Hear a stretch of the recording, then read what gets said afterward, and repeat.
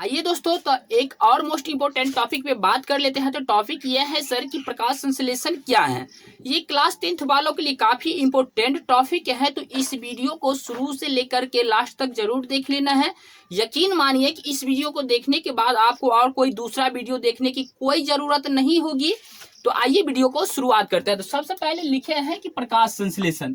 प्रकाश संश्लेषण बोले तो इसको इंग्लिश में क्या बोलते हैं, फोटोसिंथेसिस।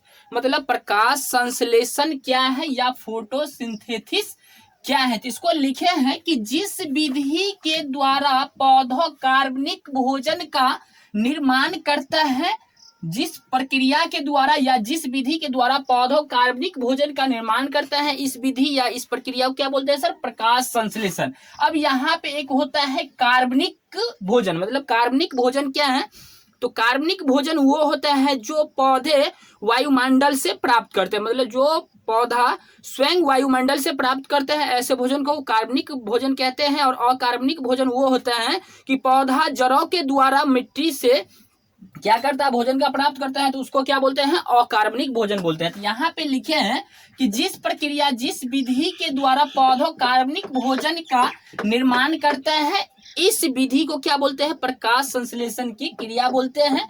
यह प्रक्रिया पौधों के हरे भाग में होता है। प्रकाश संश्लेषण की क्रिया पौधों के हरे भाग में होता है। तो यहाँ पे हम लिखे हैं कि कार्बनिक भोजन क्या है। मतलब कार्बनिक भोजन क्या है, इसको भी लिखे हैं। तो लिखे हैं कि जो भोजन स्वयं वायुमंडल से प्राप्त करता है, जो भोजन पौधा, यहाँ पे एक वर्ड छूट गया है, पौधे लिखते, जो भोजन पौधे स्वयं वायुमंडल से प्राप्त करते हैं, तो ऐसे भोजन को क्या बोलते हैं सर, तो ऐसे भोजन को बोलते हैं कार्बनिक भोजन।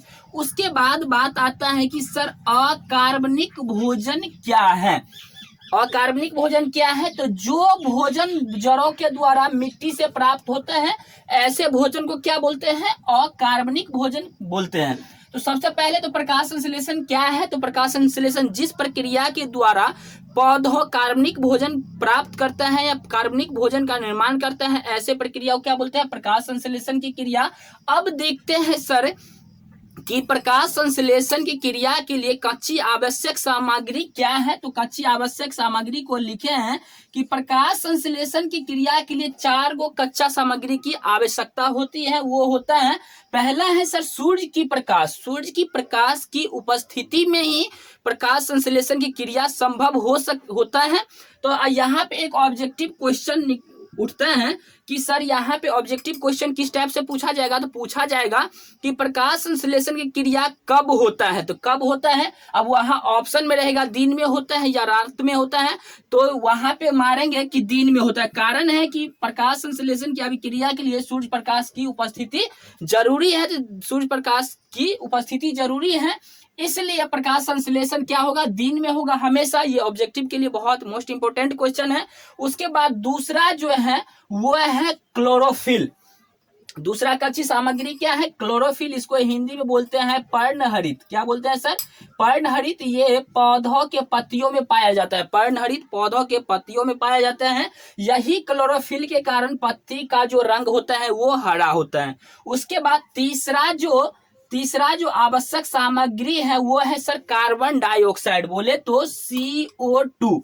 क्या है, CO2 मतलब कार्बन डाइऑक्साइड। उसके बाद लास्ट में जो है जल, मतलब H2O मतलब 4 गो कच्ची सामग्री की आवश्यकता होता है प्रकाश संश्लेषण की क्रिया के लिए।